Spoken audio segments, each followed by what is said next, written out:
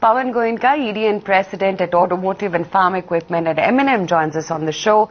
Mr. Goenka, hi, good morning. Do you see any improvement in the SUV demand in the coming months? Well, first of all, for FY15, we are expecting the overall passenger vehicle industry to turn around and get to a moderate growth level. Now, within that passenger vehicle industry, I do have reasons to believe that SUVs will grow faster. And the main reason I say that is that if I look at the products that are being launched in FY15, you would see more concentration on SUV from almost everyone. And therefore, I would expect that SUV is where you would see a slightly larger demand growth than in passenger vehicles. So I cannot put a number to it, but I would certainly hope that SUVs will be close to 10% in terms of demand growth. Morning, Mr. Goenka. Thank you for joining us. Mr. Goenka, in terms of a product demand, customer inquiry, customer footfalls, what's the update? Are things progressing well? Absolutely agree with what you're saying, that frankly I was expecting a little bit more demand pickup to happen as a result of fairly substantial excise duty reduction and all the OEMs passing that on almost fully to the consumer.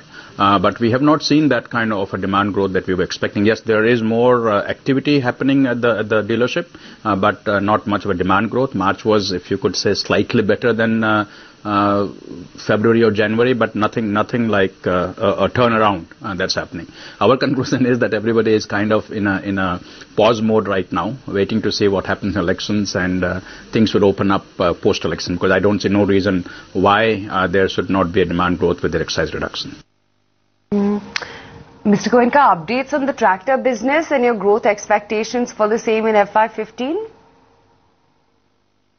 Well, last year has been one of the best years for the tractor industry, with industry growth at 20%. If you recall, when we had started, we were looking at growth in single digit, and as the year went on, we kept increasing our growth forecast, ending at 20% growth for the industry.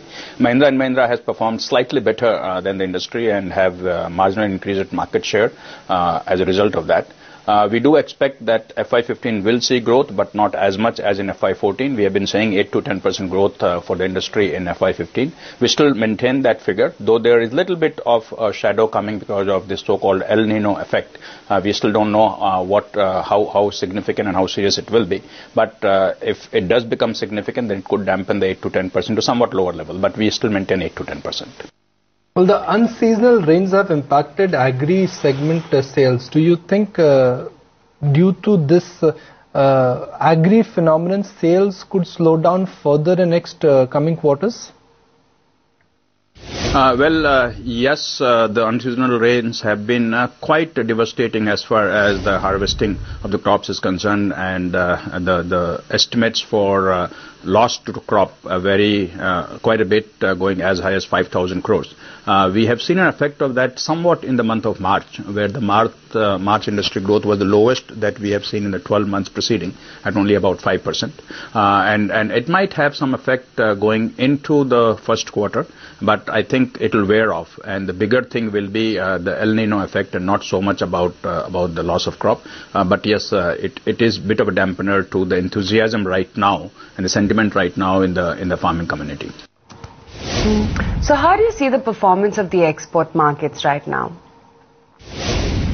For the automotive and tractor side, we are not planning on adding any major markets. We have presence in several markets around the globe, and our effort right now is to fortify our position in these markets, develop products specific to these markets, grow our volumes in these markets rather than introduce new markets. On the two-wheeler side, on the other hand, we are absolutely new. We are looking at 9 markets where we would be launching during the year, and start getting a presence in these 9 markets in the two-wheeler side. How are the pricing trends currently? Any plans to hike prices? We are very seriously looking at it. The input prices have gone up. The commodity prices effect we have to pass on. There is fairly significant impact because of inflation also on our factory cost, our personnel cost, and we are compelled to pass that on to the consumer. We will be taking a look to see what the environment is, and the chances are that in the month of April we will increase some prices.